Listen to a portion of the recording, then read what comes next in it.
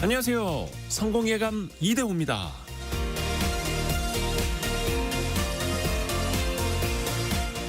우리는 매일 말을 합니다. 약속을 하고 다짐을 하고 때로는 위협을 하기도 하고요. 특히 그 말을 듣는 청중이 있을 때 그 말은 아주 무거운 책임이 됩니다. 정치학에 청중비용이라는 개념이 있는데요. 한 국가의 지도자가 외교적으로 선언한 약속을 어기면 국민 즉 청중이 실망하고 분노해서 정치적 신뢰를 잃게 되는 현상입니다. 그래서 정치 지도자의 말 한마디 한마디가 신중해야 하는 거죠. 청중 비용은 비단 외교, 정치에만 적용되질 않습니다. 한 기업은 사람이 미래다라고 광고해놓고 인력을 구조조정하면서 신뢰를 잃었고요. 또 다른 기업은 양자 보안 기술까지 뽐냈지만 해킹으로 고객 정보를 탈취당하면서 더 큰 실망을 샀습니다. 이 청중 비용은 개인의 삶에서도 비슷하게 작동합니다. 이번엔 진짜 갚을게 라고 번복하는 것도, 해야 되는데 해야 하는 데를 반복하는 것도 결국 나 자신을 깎아먹는 행동일 겁니다. 작은 말 하나에도 청중이 있고 그 청중이 나를 지켜보고 있습니다. 성공예감 이대호입니다. 시작합니다.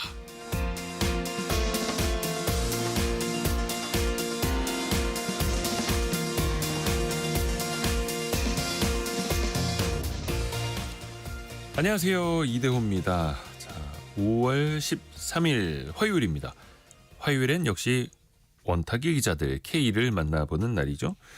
21대 대선을 앞두고 주요 후보들이 공약을 발표했는데요. 특히 이제 10대 공약으로 요약을 해볼 수가 있을 텐데요. 성장 동력은 어떻게 할 것인가? 노동시장은, 투자는, 복지는, 또 저출생 현상 해소는 등등 분야별로 국민에게 약속한 것들이 많죠. 또 한편으로는 이걸 얼마나 잘 지킬 수 있을 것인가? 거기에 따르는 재원, 돈은 어떻게 마련할 것인가? 고민도 같이 남아있죠. 원탁의 기자들 K와 함께 같이 쉽게 들으면서 또 풀이를 해보시죠. 자, 오늘 경제상식 퀴즈 4글자 정답입니다. 경제상식 퀴즈 또 선물도 드릴 수 있는 퀴즈가 지금 나갑니다. 근로자가 일한 시간만큼 최소한 이 정도는 받아야 한다고 국가가 법으로 정한 급여의 기준이 있죠. 임금의 마지노선이라고도 불리는데요.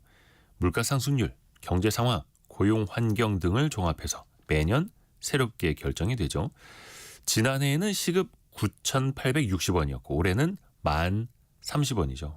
그런데 문제는 이렇게 기준이 있더라도 이 임금조차 못 받는 사람이 지난해에만 무려 276만 명이었다고 합니다. 임금 근로자 8명 중 1명은 이 수준의 임금도 못 받았다라는 건데요. 특히 뭐 음식점, 숙박, 농림업 등 일부 업종, 물론 그쪽이 또 힘들긴 하겠습니다만 최소의 기준도 지키지 않는 경우가 많았다고 합니다. 이 최소한의 장치, 임금 혹은 제도를 뭐라고 할까요? 그 4글자 정답 보내주시면 됩니다. 짧은 문자 50원, 긴 문자 100원이 드는 샵 9730 문자 메시지, 그리고 비용이 들지 않는 KBS 콩 어플리케이션이 열려 있고요. 추첨을 통해서 다양한 선물 보내드리고 있습니다. 또 유튜브를 통해서도 언제든지 함께 하시죠. 성공예감 이대호입니다. 자주 검색하시면 성공이 가까워집니다.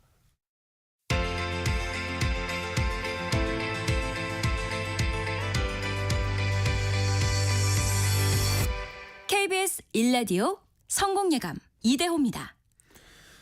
정지숙님이 저도 주방에서 일하는데 이렇게 못 받아요라고 하면서 또 정답을 보내주셨네요.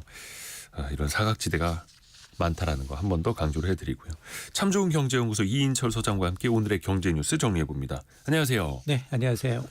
미국 나스닥이 4% 이상 폭등을 했습니다. 그렇습니다. 미중 관세 인하 협의로 인해서 이제 위험 자산에 대한 관심이 높아지고 있죠. 기술주 중심의 나스닥 지수가 말씀하셨던 것처럼 4.35%나 급등을 했습니다. 다우 지수가 2.8%, 대형 지수자 S&P 500 지수도 3.26% 올랐습니다. 미중 간 무역 긴장 완화, 예상했던 것보다 관세 인하 폭이 좀 컸다라는 평가 속에 안도 랠리를 펼치고 있는데요. 특히나 나스닥 지수는 4월 2일 해방의 날 이후 고점 대비 20% 이상 급락한 이후에 다시 그걸 만회하고 있습니다. 네. 그래서 이제 강세장에 진입한 게 아니냐라는 이제 평가가 나오고 있는데요. 특히 이제 이 대중 무역 비중이 높은 기술주들이 상당히 많이 올랐습니다. 애플이 6% 넘게 올랐어요. 네. 시총 3조 달러를 탈환했고요. 엔비디아도 5% 넘게 올랐습니다. 지난 2월 이후 처음으로 120달러 선을 회복하고 있고 테슬라도 6.7%. 2개월 반 만에 300달러 선을 복귀를 했습니다. 이 때문에 이제 필라델피아 반도체 업종 지수는 이제 7%가 넘게 거의 뭐 폭등을 했는데요. 트럼프 대통령이 이번 협상과 관련해서 뭐라고 얘기했느냐? 가장 크게 수확은 뭐냐? 중국이 시장을 개방하기로 했다는 거다. 그리고 이르면 이번 주말 중국의 시진핑 주석과 통화할 것이다. 라고 얘기를 했고 또 이번 회담을 주도했던 이제 스콧 베센트 재무장관은 앞으로 몇 주 안에 더 큰 합의를 시작할 것이다. 이렇게 얘기를 해서 네. 추가 이제 이 긴장 완화에 대한 기대감이 좀 커졌습니다. 다만 이제 이번 관세 유예는 90일이잖아요. 일시적일 뿐 근본적으로 달라진 건 없다. 이게 좀 풀어야 되는지 이제 풀어야지 못하는 이제 근본적인 이제 무역 적자 해소라든가 또 이제 펜타닐 문제라든가 이 경계 목소리도 큰데 앞서서 트럼프 대통령이 이와 동시에 이제 약값 인하를 위한 행정명령에 서명을 했어요. 맞아요. 미국은 세계 인구의 4%에 불과한데 제약사들의 이익의 3분의 1을 미국에서 지금 얻어가고 있다. 얻어가고 있다. 맞습니다. 그러면서 미국 내 약값을 내릴 건데 어떻게 내릴 거냐. 외국에 대해서 제약사에 대해서는 관세 부과해서. 그래서 외국 다른 선진국의 최저 수준으로 미국의 약값을 떨어뜨리겠다라는 논리거든요. 그러면서 이번 행정명령으로 약값이 미국에서 한 59% 내려가는 효과가 있을 것이다라고 자랑을 하고 있고 앞서 뭐 SNS상에서는 최고 약값이 80%까지 떨어질 수도 있다라고 이제 언급을 했는데요. 물론 뭐 오늘 뭐 미국의 제약주들은 반등을 하고 있습니다. 네. 근데 이게 이제 동전의 양면처럼 부메랑이 될 수도 있거든요. 그렇죠. 네. 그리고 이제 어제 우리 이제 미중 무역 갈등 완화 기대감으로 코스피 2,600선 회복을 했는데 조금 전 강세로 출발했던 코스닥은 약보합세를 보이고 있거든요.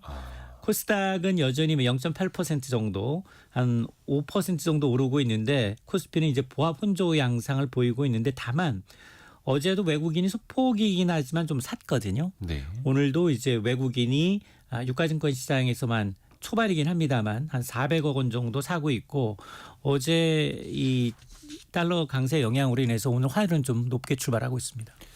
이제 1,410원대로 네. 다시 또 올라섰죠.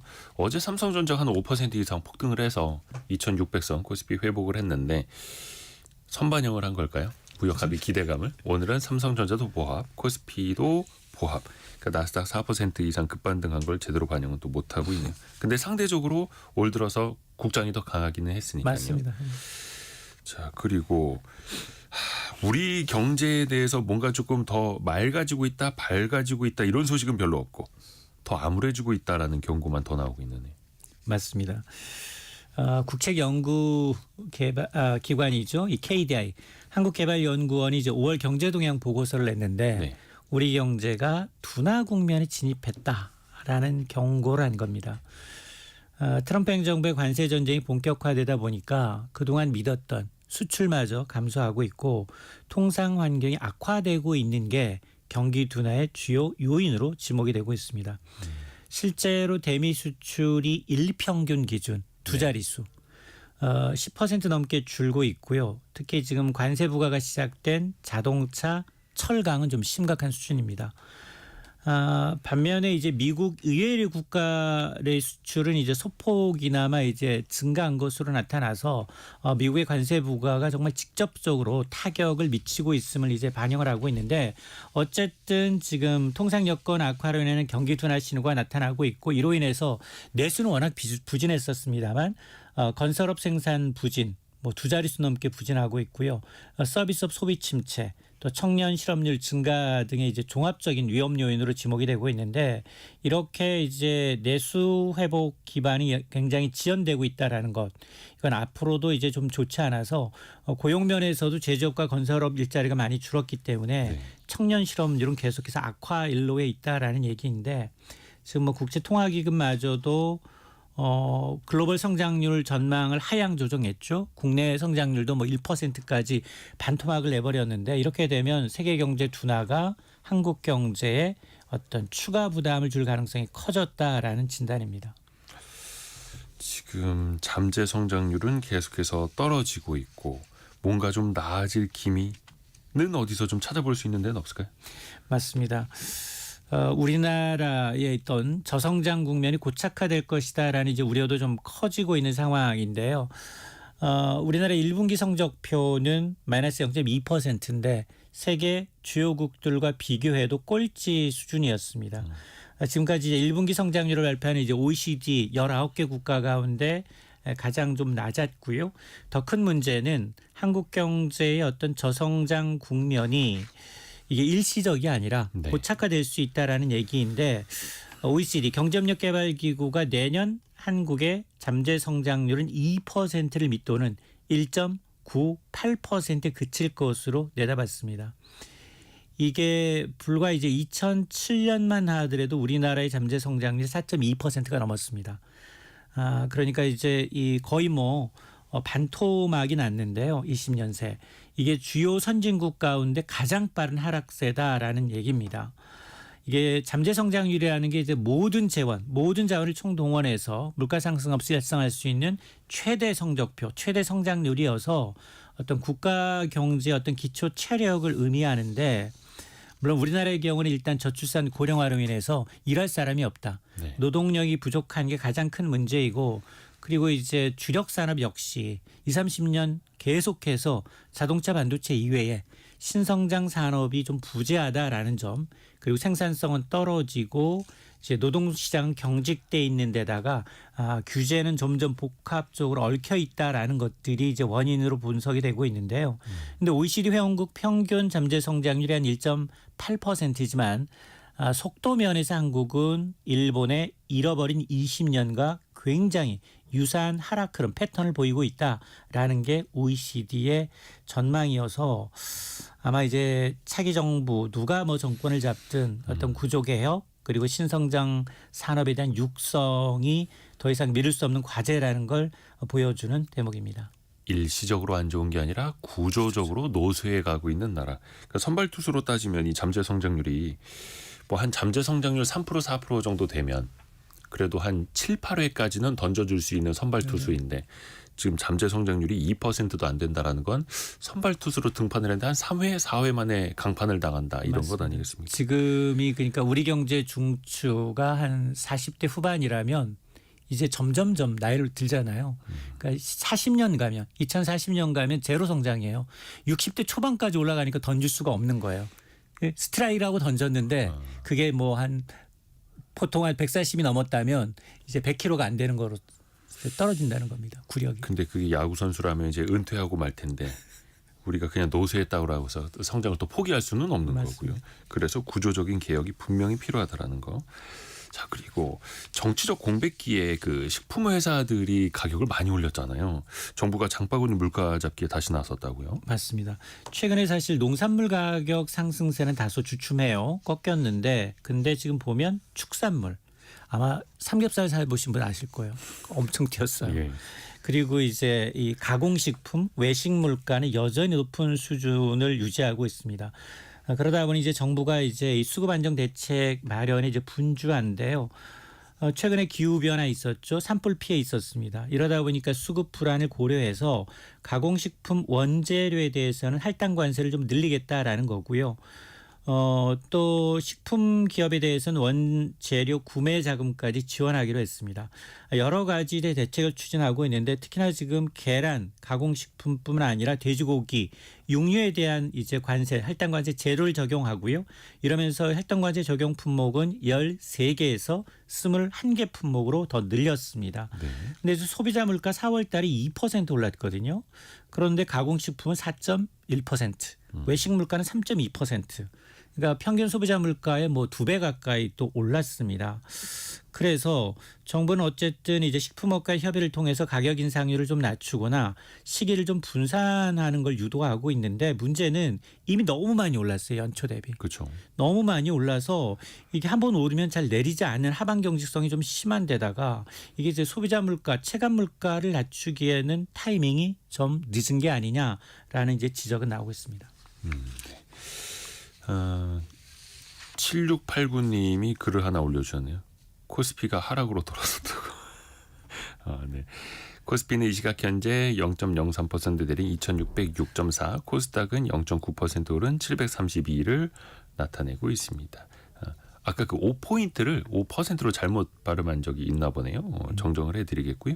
5% 오르면 참 좋겠습니다. 정도의 희망으로. 참 좋은 경제연구소 이인철 소장과 함께했습니다. 고맙습니다. 네, 고맙습니다.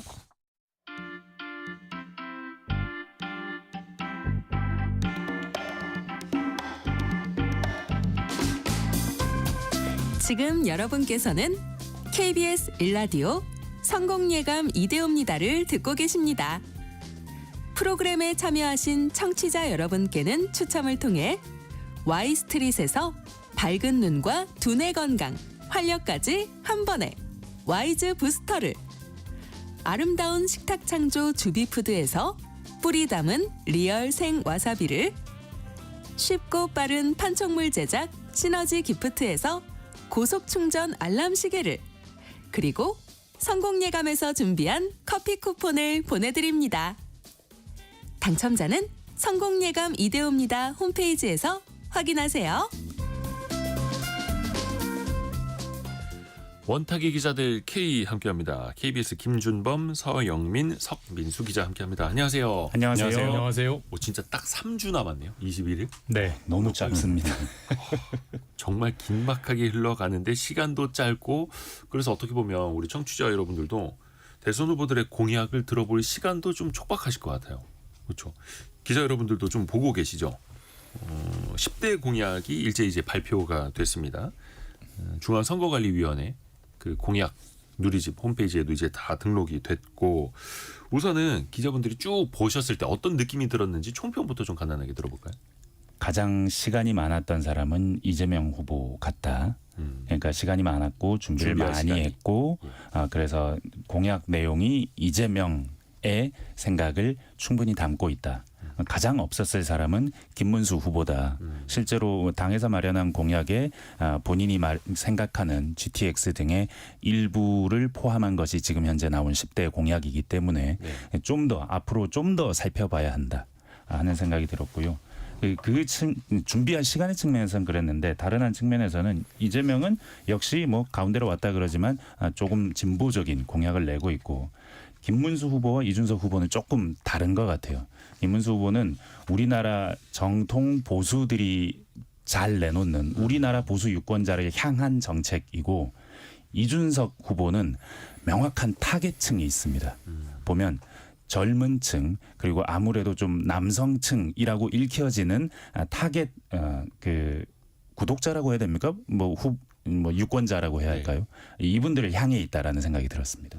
이게 김준범 기자. 10대 공약은 이제 의무적으로 대선 후보로 등록하면 10대 공약을 의무적으로 이제 제시를 해야 되고요. 네.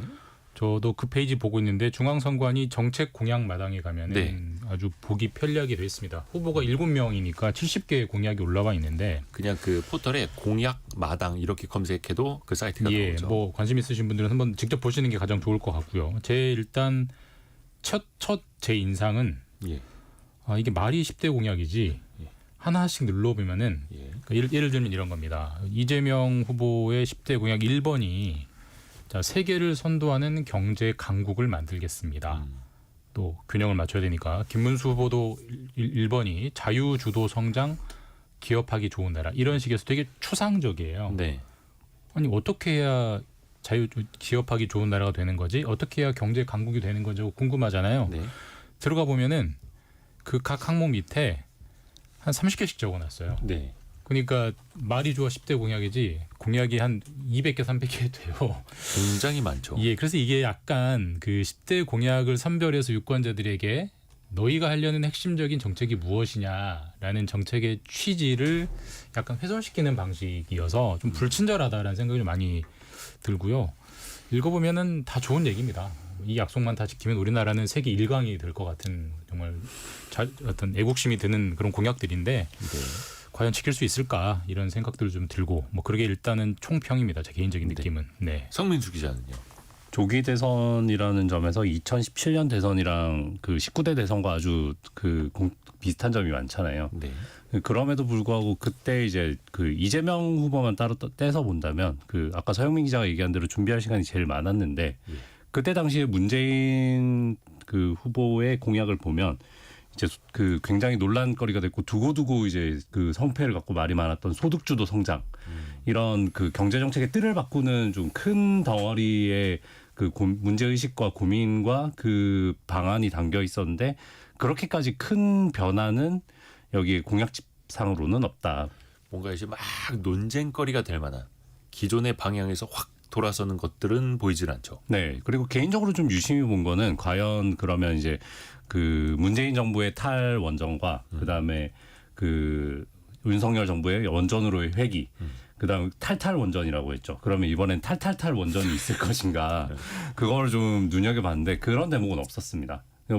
말씀하신 것처럼 논란이 되는 부분은 또 좀 피해가지 않았나 그런 생각도 좀 들었고요. 어떻게 보면은 쓸데없이 정쟁화되면서 정책이 그 프레임 속에 묻혀버릴 그런 염려는 과거보다는 그래도 조금 덜하지 않을까라는 생각도 좀 하게 되는데요.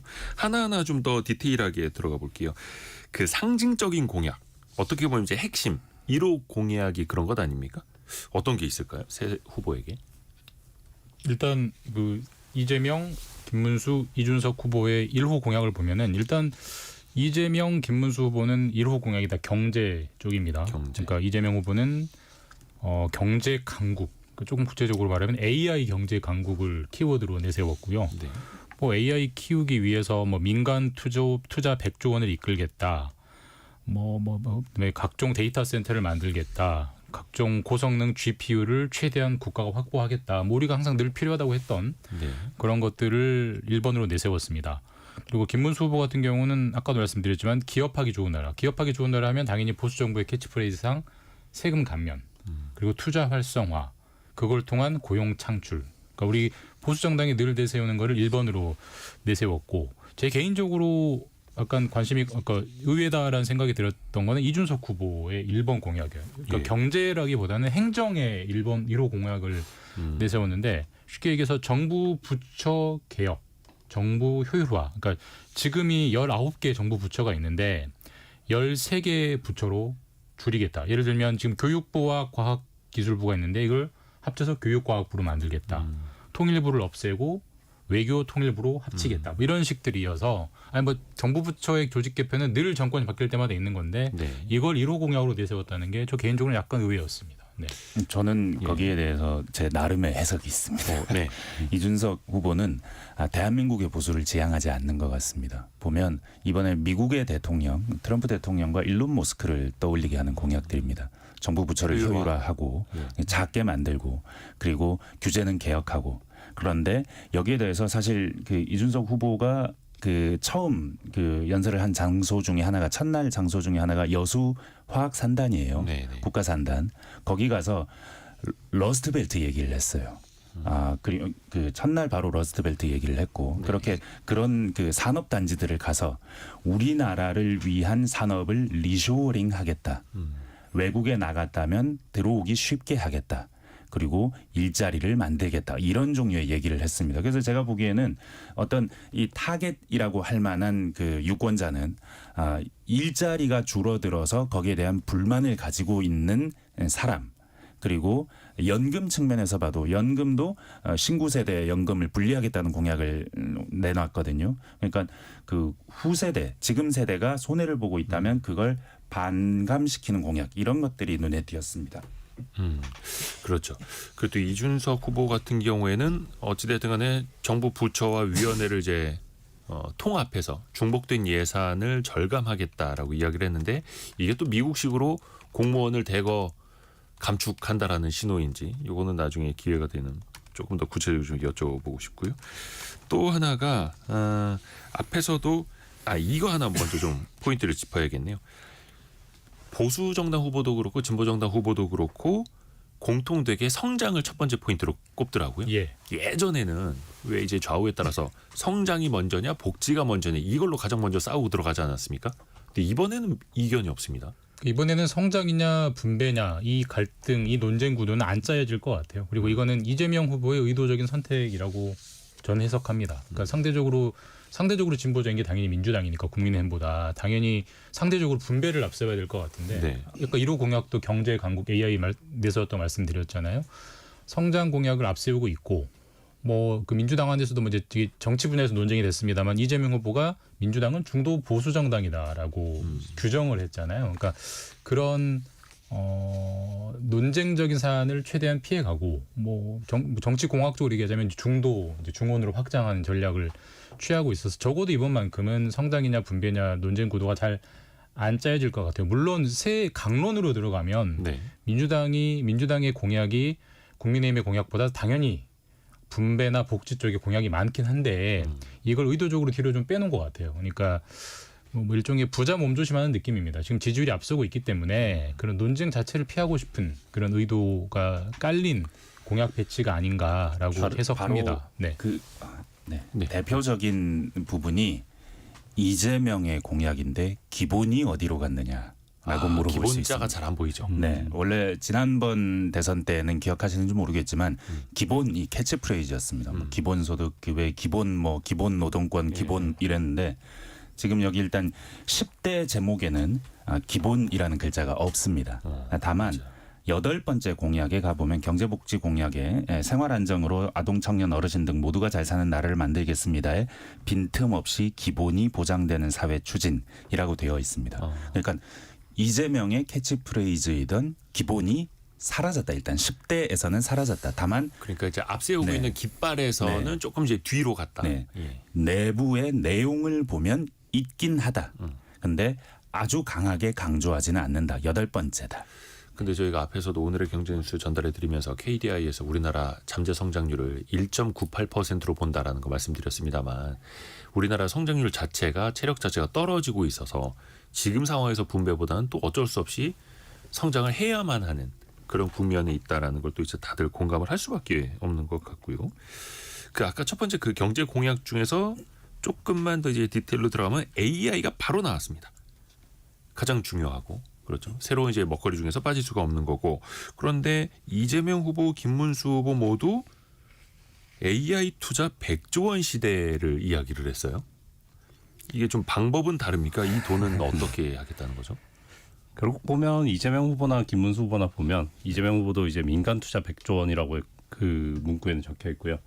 그 다음에 김문수 후보도 민관 합동 펀드를 100조 원어치를 만들겠다 뭐 그렇게 나와 있죠. 그러니까 100조 원이라는 돈을 결국에 정부가 조달한다는 건 아니고요. 이 뭐 사실은 이거는 좀 뭐 어차피 민간 기업들이 AI 투자를 엄청 늘리고 있으니까 이 민간에서 투자하는 돈에 그 꼬리표를 마치 정부에서 주도한 것처럼 그렇게 하지 않겠느냐. 그 다음에 상대적으로 또 그 윤석열 정부에서 R&D 예산 줄이고 뭐 이런 식으로 그 과학기술 쪽에 긴장을 주면서 그 정부가 AI 투자에 적극적으로 이렇게 진흥한다거나 뭐 좀 도와주는 역할이 적었는데 그런 네. 역할을 좀 정상화해서 그 좀 잘 응원하고 도와주는 쪽으로 전환한다는 정도의 내용 아닌가. 뭐 거기에 내용들은 이제 잘 적혀 있지만요. 그 100조 이런 단어들은 뭐 우리 다 아다시피 그냥 제목에 뽑히기 위해서 내세우는 상징적인 거고요. 우리 예전에 뭐 이전 대선에서도 뭐 주택 공약 나오면 250만 호 주택 짓겠다 그러면 이쪽은 300만 호 부르고 뭐 이런 식이잖아요. 뭐 하나 받고 하나 던진 이런 식이어서 예. 뭐 100조 투자가 되면 뭐로 가면 설만 된다고 민간이 하든 국가가 하든 100조 투자가 정말 다음 5년 동안 투자만 되면 대단히 좋은 거죠. 좋은 네. 건데 무슨 돈으로 할 건데 무슨 돈으로 할까요? 그 얘기가 하나도 없어요. 그래서 예를 들면 삼성전자가 100조를 투자할 수도 있겠죠. 그럼 그게 삼성전자의 투자지 정부의 투자는 아니잖아요. 근데 그런 식으로 다 지금 민관 합동이라는 교묘한 말로 그 재원 조달에 대한 설명 의무를 다 피해버리고 있고 양쪽 다. 그러니까 골치 아픈 얘기는 하지 말자. 좋은 얘기만 하자. 뭐 이런 식이어서 좀 아직도 우리 공약의 어떤 수준은 좀 많이 멀었다라는 생각은 좀 듭니다. 개인적으로. 네. 신성장 동력이라는 거거든요. AI가. 네. 누구나 다 그렇게 말하니까 대선 후보 가장 유력해 보이는 두 사람이 다 AI를 말하는 겁니다. 근데 이 AI를 말할 때 냉정하게 한번 생각해 보거나 지금 상황을 한번 둘러보셔야 돼요. 우리나라에 초거대 언어 모델 AI가 있습니까? 국가 그 AI가 있나요? 없습니다. 지금 미국과 중국이 경쟁해요. 그러니까 AI 소프트웨어를 말하는 거냐, 아니면 그 AI라는 최종적으로 소비자와 만나는 그 서비스를 말하는 거냐 하면 우리는 너무 멀었어요. 100조를 넣는다고 될까요? 지금 미국 빅테크 기업 하나가 수십조, 뭐 거의 뭐 어쩌면 누계로 하면 100조를 넣을 텐데 그런 기업들이 가장 효율적인 방법으로 넣는데도 그 정도 하고 있는데 우리는 그 근처도 가는 AI가 없거든요. 그럼 우리가 말하는 AI가 뭔가를 한번 생각해 봐야 됩니다. AI용 반도체입니까? 라고 물어본다면 SK나 삼성의 일이 됩니다. 근데 AI용 반도체를 만드는 주변 연관 산업입니까? 물어보면 그 외 다른 기업들의 일이 되겠죠. 근데 국가가 밀어주면 하이닉스나 삼성전자가 반도체를 더 잘 만들 것이냐. 그런 시대는 이미 지났다고 봅니다. 삼성전자나 하이닉스가 자기 개별 기업의 투자 의사 결정은 훨씬 더 잘할 것이고 밀어줄 필요도 없을 정도로 돈도 많을 겁니다. 우리가 무엇을 해야 되느냐를 한번 생각해 봐야 되는데 제가 보기에는 소프트웨어 측면에서는 최소한의 기본을 하고 그러니까 AI라는 모델을 연구하는 것을 포기하지는 말고 다만 여기에서 한계는 분명히 인식해야 되고 하드웨어 혹은 떠받치는 산업 이걸 어떻게 하면 우리나라의 산업으로 만들 것이냐. 지금은 사실 이 산업이 대한민국의 산업이 아니에요. SK하이닉스가 조금 하는 것 같지만 TSMC의 산업입니다. AI 산업은 거의 모조리 TSMC가 하는 사업이고 바운드리 비즈니스 모델이라는 하나의 모델을 독식하고 있는 상황이거든요. 이 상황을 어떻게 극복할 것인가. 틀림없이 대기업과 관련된 문제를 국가가 할 수는 없는 것이고 그 전반에 얽혀 있는 그 산업 구조를 들이봐야 되는데 그 문제는 어려워서인지 아니면 표에 도움이 될 것 같은 느낌이 안 들어서인지 구체적으로 보이지 않습니다. 같은 맥락에서 산업 생태계에 대한 이해가 좀 부족하다는 그 산업 생태계에 대한 고찰이 없다는 게 굉장히 좀 아쉬웠어요. 저도. 그러니까 AI라는 게 뭐 서영민 기자 얘기했듯이 반도체도 있고 그다음에 이제 이걸 이제 활용해서 데이터 센터를 운영하는 뭐 클라우드 컴퓨팅 기술도 있고 그다음에 여기에 데이터 센터에 들어가는 전력을 공급하고 뭐 컴퓨터 컴퓨팅 시스템을 냉방시켜주는 그 냉방 장치까지 하나의 산업 생태계로 들어갈 텐데 이 중에 우리는 분명히 또 잘하는 게 있긴 하거든요. 네. 그러니까 이제 잘하는 거를 더 잘하게 하고 뭐 못하는 거를 얼마나 어느 수준까지 진흥시킬 것인가에 대한 고찰이 없이 그냥 단순히 좀 뭐 예전에 뭐 지자체에서 공공 배달앱 만들듯이 우리도 이제 뭐 AI 정부 주도로 한번 해보자 요 정도 수준의 생각밖에 안 한 거 아닌가 그런 아쉬움이 좀 있었습니다. 그래서 일단은 뭐 대규모 언어 모델 LLM이 됐든 데이터베이스 데이터 센터가 됐든 간에 인프라는 최소한 깔아놓고 가야 되는데 이게 민간이 스스로 하기에는 또 어려움이 있으니까 민간 합동으로 뭔가를 또 조성해보자 이런 아이디어는 나오고 있는 거고 뭐 사실 경제 정책 중에서 지금 시대에 AI가 또 뒤집어서 생각해 보면 빠질 수도 없는 거고요. 빠져서도 안 되는 거고요. 노동시장 정책 한번 볼까요? 사실 이재명 후보나 김문수 후보나 노동운동을 했거나 뭐 청년공으로서 일을 했거나 인권 변호사를 했거나 좀 비슷한 이력들이 있어요. 그래서 노동시간에 대해서도 좀 이야기를 하는 것도 비슷하기는 한데 이게 또 강론으로 들어가면 좀 차이가 납니다. 특히 뭐 52시간 제도 개선을 비롯해서요. 그러니까 차라리 노동공약 부분은 누가 옳고 그르고를 떠나서 구체적입니다. 논쟁거리가 나와요. 그러니까 상대적으로 뭐 두 후보가 익숙한 분야에서 그런 걸 수도 있고요. 민주당 같은 경우는 주 4.5일제를 내세웠죠. 그리고 이제 범정부 차원에서 주 4.5일제를 하겠다. 그러니까 정부가 먼저 주 4.5일제를 해서 끌어갈 테니 민간도 따라와라 이거 같습니다. 그리고 주 4.5일제 설계는 월화수목에 1시간씩 더 일하고 그다음에 이제 금요일 날 4시간. 4시간 일찍 그러니까 퇴근. 점심 먹고 퇴근하자 이런 이런 구상입니다. 그리고 김문수 후보 같은 경우는 반대로 이제 주 52시간제를 노사 합의로 개선하겠다. 그러니까 주 52시간 이상도 일할 수 있게 노사 합의를 전제로 하고 있습니다만은 일할 수 있게 바꾸겠다라는 데 방점을 두고 있기 때문에 큰 틀에서는 뭐 국민의힘도 당연히 노동시간 단축이라든지 근로환경 개선을 부정하지는 않지만 그래도 일할 때는 일하게 해줘야 된다라는 게 국민의힘 쪽에 방점이 찍혀 있고 민주당 쪽은 기본적으로 우리가 워라밸을 더 가야 된다. 그러니까 그 일을 좀 줄여야 된다. 그리고 이어갈 시간을 확보해줘야 된다. 이쪽에 방점이 가 있기 때문에 우리 뭐 최근에 그 삼성 반도체가 잘 안 나가는 게 주 52시간 때문이냐 아니냐 이것 때문에 논쟁이 있었잖아요. 그런 것처럼 좀 구체적인 논쟁이 나올 수 있는 지점은 노동 공약인 것 같습니다. 네. 그 52시간 제도를 좀 개선해야 한다. 얼마 전에 이재명 후보도 잠깐 이야기를 했습니다만 운만 띄워놓고 그냥 유지하는 걸로 좀 말을 좀 돌리기는 했었고요. 이 부분도 나중에 이제 대선 후보 토론에서 아마 치열하게 맞부딪힐 그런 분야이기도 합니다. 또 하나가 김문수 후보 같은 경우에는 감세 정책을 공약으로 이야기를 하고 있습니다. 기업도 그렇고 중산층에 대한 감세 이야기도 있더라고요. 근데 이거는 아까 제가 그 성장이냐 분배냐가 상대적으로 논쟁이 덜 될 거라고 제가 보는 게 당연히 국민의힘은 보수 정당이니까 감세를 내세울 걸로 예상됐고 실제로 내세웠어요. 늘 하듯이. 근데 민주당도 이재명 후보도 감세를 얘기하고 있어요. 물론 감세하는 세목은 좀 다릅니다만은 그러니까 원래 이쪽은 증세고 이쪽은 감세고 이래야 논쟁이 되는데 아하. 지금 다 깎아주겠다는 거거든요. 근데 감세 중에서 방법론만 차이가 있을 뿐. 그렇게 되면은 다른 차원의 우리가 걱정을 해봐야 되죠. 지금 이미 3년 연속 지금 재정 결손이 심각한데 그렇죠.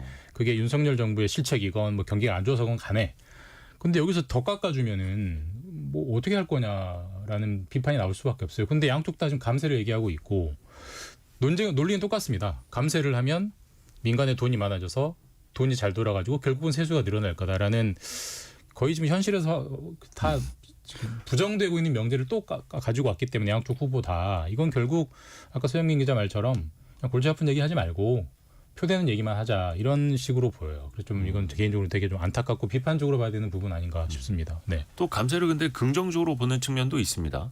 뭐 예를 들어서 수십 년간 근로소득의 과세 표준이 이제 그대로 동결이 돼 있었었는데 그걸 실질적으로 올려서 왜냐하면 이제 근로소득이 더 빠르게 늘어난 측면이 있기 때문에 이거를 좀 부담을 줄여주자 현실화하자라는 이야기도 있는 게 또 사실이고 혹시 다른 분들은 이번 감세 정책에 대해서는 의견이 어떠신지?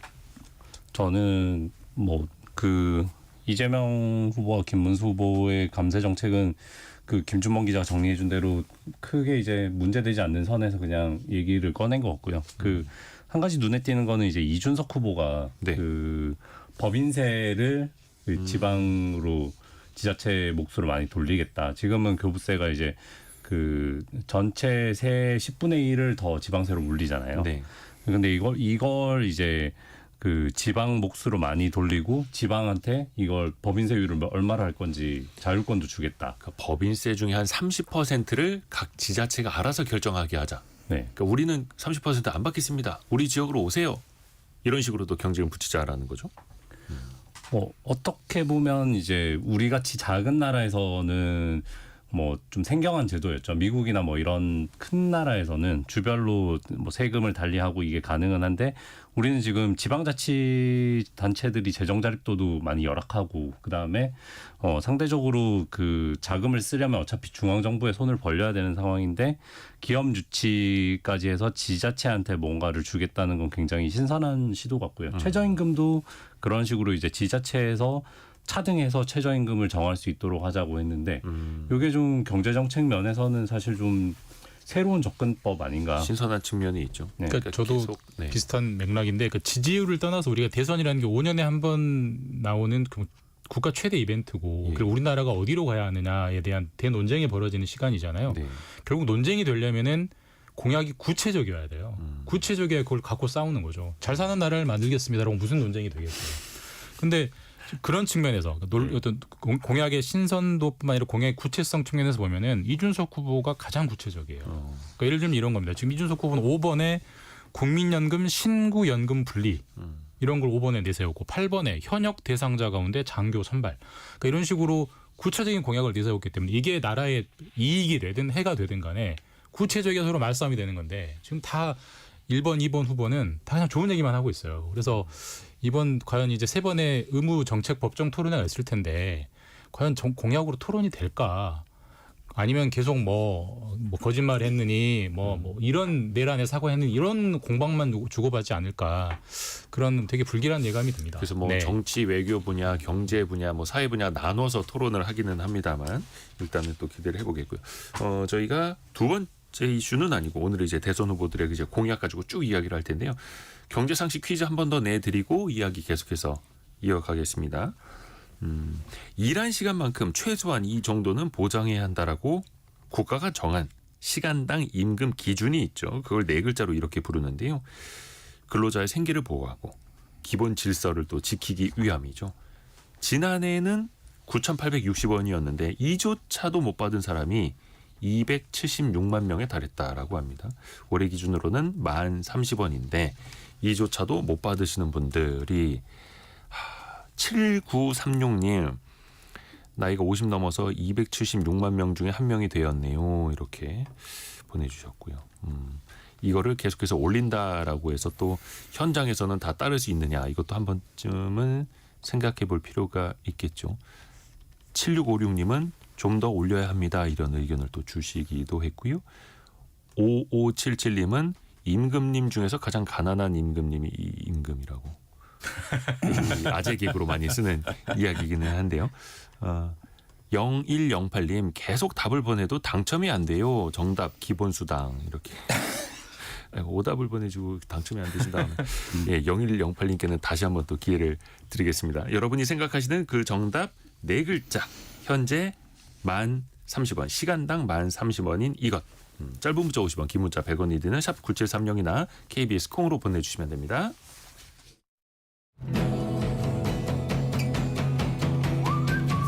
오늘의 움직임에 주목하고 세상의 흐름을 놓치지 않습니다.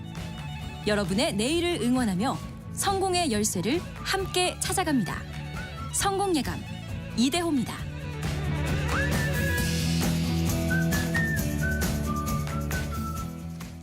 대선을 딱 3주 앞둔 시점에서 대선 후보들의 10대 공약 우리가 좀 비교를 해보고 있는데요. 이번엔 투자 혹은 자산 증식 분야에 대해서도 이야기를 해보겠습니다. 단순히 먹고 사는 것뿐만이 아니라 잘 먹고 잘 사는 것도 중요하지 않습니까? 이번에 보니까 우선은 가상자산에 대한 투자 방식에 대해서도 좀 전향적인 모습들이 나타납니다. 후보들에게서요. 기본적으로 다 이제 가상자산을 지금보다는 활성화시키겠다는 쪽에 정책 방점이 가 있어요. 그러니까 지금 거래소 우리나라에 이제 4대 5대 거래소가 있는데 그 거래소에 대한 규제를 좀 많이 풀어주는 쪽에 가 있고 지금 우리가 이제 가상자산이라고 부르잖아요. 가상화폐라고 안 부르고. 예. 그게 이제 우리가 예를 들어 비트코인으로 투자는 되지만 그걸로 짜장면을 사 먹을 수는 없잖아요. 그래서 이제 우리가 가상자산이라고 부르는 건데 네. 상대적으로 미국 같은 경우는 이미 화폐로서의 기능을 하고 있습니다. 그게 스테이블 코인, 그러니까 달러랑 1대1로 연동되는 코인, 뭐 테더라든지 이런 것들이 상대적으로 굉장히 활성화되어 있고 이게 결국 달러의 기능을 대체할 수 있다 이런 논쟁들까지 나오고 있는데 우리나라에는 스테이블 코인은 거의 지금 완전 전무하죠. 네. 근데 어쨌든 양쪽 후보다 스테이블 코인은 우리가 한번 시도해 보겠다. 결국 그러면은 원화와 1대1로 그러니까 연동되는 뭐 그런 게 일단은 상상이 되는데 어쨌든 그런 게 없던 걸 열어주겠다는 것은 가상자산을 좀 활성화시키고 그쪽에서 돈이 돌게 해서 일자리 창출이라든지 그다음에 이제 우리가 결국은 세계 금융이 가상자산으로 좀 가상자산이나 가상화폐로 좀 패권이 넘어갈 테니 우리가 뒤처지지 않겠다. 그런 양쪽 다 그런 공약을 내세우고 있어서 어느 쪽이 당선되건 간에 이쪽은 좀 규제가 좀 풀리지 않겠느냐 이런 업계의 기대감도 좀 있더라고요. 우리나라가 사실은 이제 규제가 굉장히 좀 타이트했죠. 그래서 해외에선 다 하는 현물 ETF, 비트코인 현물 ETF도 우리는 이거를 또 못 하고 있었고. 그리고 또 말씀하신 것처럼 스테이블 코인, 그러니까 달러를 기반으로 해서 달러에 연동되는 코인들은 또 해외에 많이 나와 있었는데 원화 연동은 과연 우리는 만들 수 없는 것이냐. 그러니까 사실 이제는 코인 시장이 너무 커지다 보니까 그것이 그 나라의 통화를 또 하나 떠받치는 기능도 하기는 하는데 근데 또 반대에서는 그 스테이블 코인이 과거에 테라루나 사태 때 봤듯이 신기루에 불과하다 이런 지적들도 또 있는 게 현실이고요.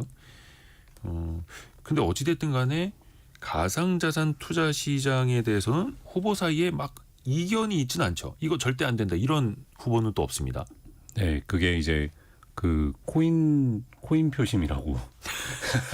코인 표심. 네, 뭐 그렇게들 뭐 표현한 기사도 있던데 그 이제 1,600만 명이라고 해요. 그 코인 투자자가요. 국내 거래소에 등록된 물론 중복된 사람들이 많겠죠. 맞습니다. 예, 예. 그 표심을 좀 의식을 하는 거고 그에 대해서 고민을 크게 안 한 것처럼 비치기도 하는데 이제 그 궁극적으로는 논쟁이 그렇게 갈 것 같아요. 이 가상 자산을 거래하는 거래소를 우리가 금융사로 금융 플랫폼으로 인정을 할 것이냐 말 것이냐.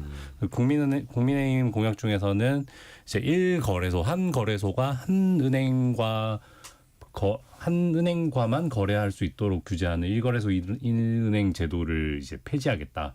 여러 은행과 거래할 수 있도록 하겠다. 이게 사실 코인 거래소한테는 그 금융사의 지위를 인정해주지 않으면서 금융사처럼 규제를 가하는 수단으로 작용을 해왔거든요. 그래서 여기 이 문제에 대해서 얘기를 꺼냈다는 점도 이제 그 코인 거래소를 그다음에 가상자산 거래소를 이제 금융사로 인정을 하고 우리가 그 수면 위로 올려서 규제를 할 것이냐 여기에 대해서 이제 의제가 던져졌다고 볼 수 있을 제대로 것 같습니다. 감독을 하면서 네. 지역 균형 발전하고 이제 부동산 정책을 좀 볼까요? 나란히 새 후보가 다 뭐 국회라든지 대통령 집무실을 세종으로 옮기겠다라는 거는 거의 이거는 이견이 없더라고요. 그래야 충청 표심을 얻으니까 뭐 그러겠죠. 네. 그런데 보시면 행정수도 아니면 수도 이전을 하겠다라는 표현은 없습니다. 조심스럽죠. 네, 그건 조심스럽습니다. 그 개헌 사안이고요. 네. 네. 그런데 대통령 집무실이 정말로 세종으로 완전히 가는 거라면 제2집무실이 아니고 완전히 가는 거라면 개헌을 해야 하고요. 국회에 가는 것도 그렇습니다. 근데 지금 살펴보면 이재명 후보 같은 경우에는 가장 좀 보수적이라고 해야 될까요? 가장 조심합니다. 네. 제2집무실을 만들겠다 정도의 공약이 있고 그리고 그 외의 것은 행정수도, 수도 이전 같은 것은 개헌 사항이고 그건 국민적인 공감대가 필요하다는 이 정도의 뉘앙스인 것 같고요. 국민의힘이나 이준석 후보 같은 경우는 당장 지금 짓겠다라고 말은 했는데 근데 그게 제2집무실 이 아니라면 역시 개헌 사항이 되는 것이고 국민의힘 같은 경우도 비슷한 종류의 그 어떤 많은 기능을 세종으로 옮겨가긴 하겠다는 것이지만 근데 개헌을 목표로 하고는 있지만 국민의힘은 근데 뭐 거기에 대해서 아주 막 그 서울과 기능을 분리하고 구체적인 플랜이 있고 그렇지는 않습니다. 그래서 네. 저기 이재명 후보 같은 경우에는 그 10대 공약 그 내부에 보면 세종 행정수도 완성이라는 그 문구는 들어가 있어요. 추진한다고 돼 있는데 이걸 뭐 밑에 보면 이제 법률 재개정 사항을 언제 하겠다. 그 2025년 6월부터 준비하여 단계적으로 추진하겠다고 했는데 헌법을 바꾼다는 얘기는 없어서 이게 과연 이제 뭐 행정수도라는 게 어떤 의미인지는 좀 불분명한 것 같고요. 정말 의지가 있다면 국민투표하겠습니다. 이런 말까지 할 수도 있겠죠. 왜냐하면 개헌.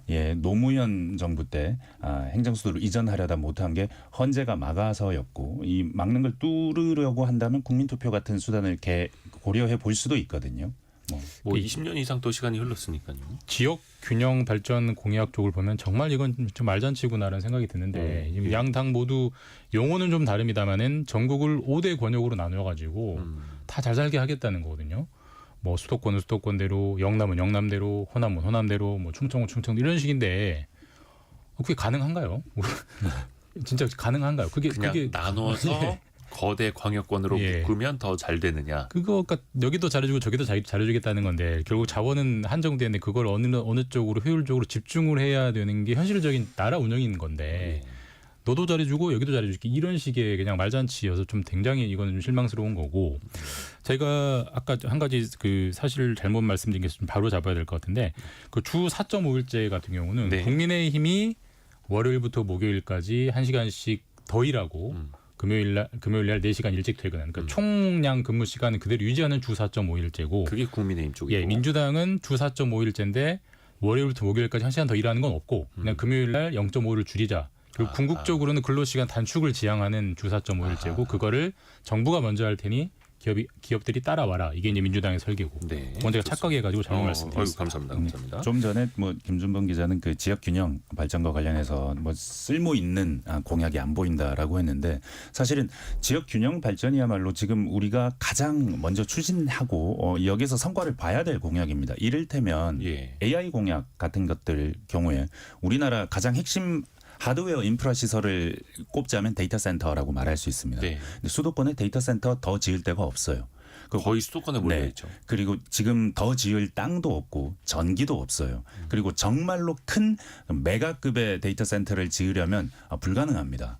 네이버 같은 경우는 춘천이나 세종 정도로 내려가 있는데 근데 지방으로 내려갈 수가 없어요. 지금 에너지 자체는 지방에 많습니다. 그리고 전라도에서는 지금 태양광이나 재생에너지를 많이 하기 때문에 여기서 데이터 센터를 지으면 된다라고 하지만 근데 현실적으로 보면 그 데이터 다운로드 속도, 뭐 인터넷 속도 같은 걸 보면요, 서울과 지역의 속도가 달라요. 경쟁력이 다르다는 얘기입니다. 그리고 인재도 그 태양광이 많은 지역으로 데이터 센터를 가고 그리고 거기에 연관 인재가 가게 만든다. 이게 사실상 지금 불가능합니다. 수도권 집중돼 있거든요. 못 내려갑니다. 내려가면은 내 경력이 끝날 수 있다는 위기감을 가집니다. 그렇죠. 근본적으로 지역 균형 없이는 데이터 센터라고 말했지만 결국은 우리나라의 미래 성장 동력이 될 수 있는 어떤 산업 육성 이게 불가능하다는 얘기입니다. 그래서 좀 더 집중해서 이런 부분에서 공약이 나와주면 어떨까? 좀 더 지역이 진짜로 데이터 센터를 아니면 미래 성장 산업을 육성할 수 있는 기회 기반을 조성하는 이런 종류의 공약이 좀 나와주면 좋겠다. 거의 시간이 다 됐는데 짧게 뭐 김준범 기자나 성민수 기자도 좀 아쉬운 정책이나 이런 거 있었으면 좋겠다. 얼마 전에 그 외국 유튜버죠. 그 제가 채널 이름 기억 안 나는데 사우스 코리아 이즈 오버라는 영상이 한국이 있었잖아요. 녹아내리고 있다. 한국은 네. 끝났다. 네. 거기에 나오는 인구 문제, 그다음에 뭐 방금도 우리가 얘기했지만 지방 소멸 문제. 뭐 어떤 지방은 지금 지방 터미널 버스 터미널이 없어져서 뭐 외부로 나오려면 자가밖에 방법이 없는 이런 상황이고, 이게 지금 현 시점에서 우리나라의 가장 큰 문제들이고 또 뭐 정년 연장도 있고 다양한 갈등을 일으킬 수는 있지만 해결을 해야 되는 문제들이 많은데, 대선이라는 가장 큰 정책의 그 판에서 그런 얘기가 전혀 나오지 않은 것 같고 제대로 된 대책이 나오지 않은 것 같아서 좀 아쉬움은 있습니다. 지역 균형 발전 측면에서 김준범 기자 이야기는 다음 주에 듣는 네. 걸로. 시간이 벌써 다 됐습니다. KBS 서영민, 김준범, 석민수 기자였습니다. 고맙습니다. 감사합니다. 저희가 2부에서는요. 창업 트렌드 시간으로 돌아오는데요. 팔아도 남는 게 없습니다. 이게 과연 자영업자들의 그냥 단순한 푸념일까요? 왜 그럴 수밖에? 적으로 같이 한번 들여다보시죠.